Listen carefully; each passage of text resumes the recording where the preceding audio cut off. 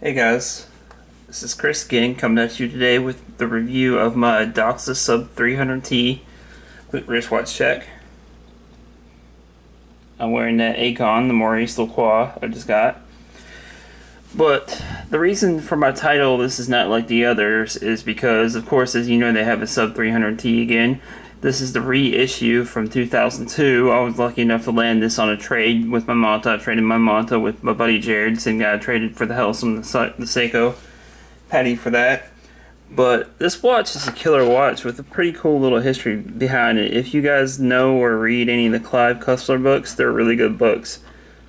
But the author of them, he is a avid Doxa fan, I believe an avid diver, and hence why he chose this for his books. The main character, Clive Cussler, is also played by Matt McConaughey in Sahara, wore one of these. I don't believe it was this model that he wore in the movie though. But this is a limited edition piece to 1,000 pieces. And as you can see, this still has a certificate. This is number 284 of 1,000. Little paperwork there. Pretty cool to have that. Keep the collectability of it. And then of course, as you know, all these Doxa come with all these cool like dive tank almost kind of cases, which is pretty cool. And Doxa is known for the orange face, which, as you know, I'm a Clemson fan, so that's one of the things that originally drew me to Doxa back in the day. I'd always wanted these for a while, but for whatever reason had never gotten one. Now I'm glad I have one, and especially one like this. Like I said, this is a limited edition. This is 284 out of 1,000, so I'm lucky enough to have this. You can see the UFO style case shape, which is kind of pretty cool, something unique, different. Gives it that kind of 60s, 70s vintage vibe, which is what this watch was, you know, when this watch was really made. Bezel action is pretty good, really smooth, and it has this proprietary, this was the only thing that kind of threw me off on it before, but it's actually really comfortable because I really want the Beads of Rice bracelet, and I'm probably going to still end up with a 1200T at some point, either Caribbean or another professional. I'm not quite sure yet. But you see the crown over here, screw down crown, got their little logo. You see the Doxa, the fish. I don't know if you can see the limited number on there.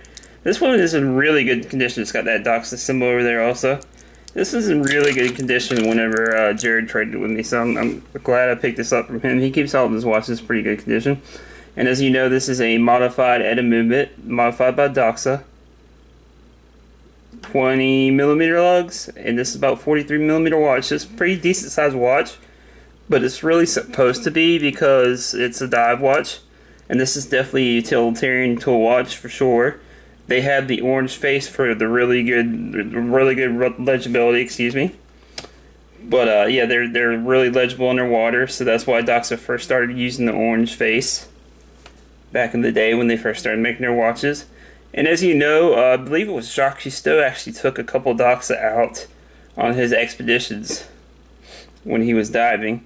And like I said, that UFO style case shape gives it kind of an odd look, but kind of a funky, cool, you know, vintage vibe. Pretty cool. Not an overly thick watch for the size, and it wears really well. Let me take my Maurice Lacroix off and do a wristwatch check on my 7.5-inch wrist. And this bracelet, like I said, even though it's proprietary and I can't change it out if I wanted to or put any NATOs on it, this is actually a really comfortable bracelet because it allows you to breathe.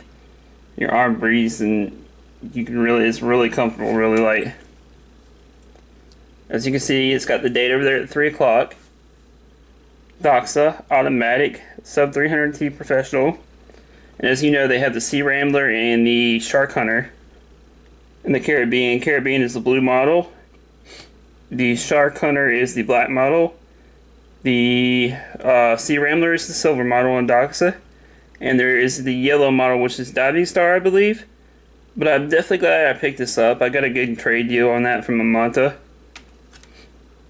But overall, I can't recommend anything as a YouTuber, but I can definitely suggest it. If you can pick one of these up, I definitely suggest it, just because this is something outside the realm of, you know, regular watches. This is something that a lot of either hardcore divers are going to know about, or Clive Cussler fans, or just watch people in general are going to know about. Not everybody out in, you know, not John Q. Public is going to know about this watch. Not unless he's a diver or something like that. Overall, I'd definitely rate this like a 9 out of 10. Only thing that would make it better would be if I was able to change out the straps.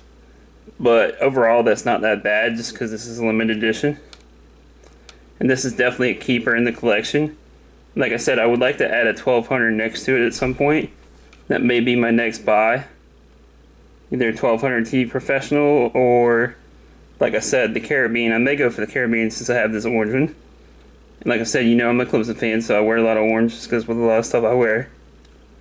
But anyways, guys, like I said, this is not like the other sub 300Ds. But this has been a review of the Clive Cussler Limited Edition from '02, reissued 1,000 pieces of the sub 300T. Alright guys, thanks for watching. Like, subscribe, comment, all that good stuff. Alright, peace.